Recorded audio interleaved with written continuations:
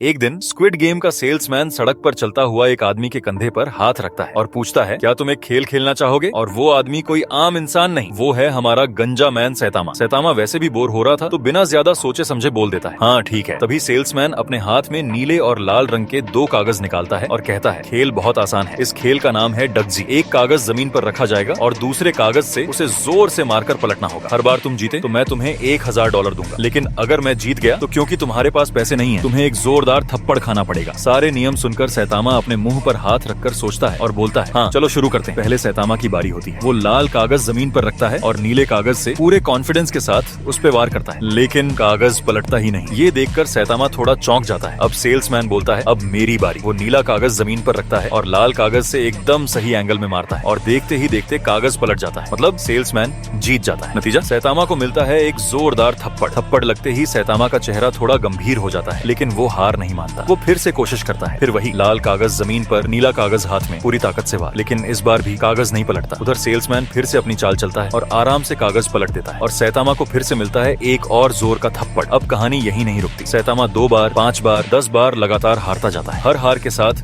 उसे एक एक करके थप्पड़ खाते रहना पड़ता है। इतनी बार थप्पड़ खाने के बाद अब सैतामा का चेहरा पूरी तरह बदल जाता है। अब वो मजाक में नहीं है, अब वो सीरियस मोड में आ चुका है। सैतामा को इतना गंभीर देखकर सेल्समैन भी थोड़ा डर जाता है। अब सैतामा नीला कागज हाथ में लेता है और इस बार हल्का सा अपनी ताकत इस्तेमाल करता है। वो कागज को जमीन पर ऐसी स्पीड से मारता है कि लाल कागज सीधा हवा में उछलकर ऊपर चला जाता है, घूमता हुआ वापस जमीन पर गिरता है और आखिरकार पलट जाता है। इस बार सैतामा जीत जाता है, लेकिन सैतामा पैसे ना लेकर उसके बदले में वो सेल्समैन को भी एक जोरदार थप्पड़ मार देता है। अब आगे क्या हुआ ये तो आप समझ ही सकते हैं।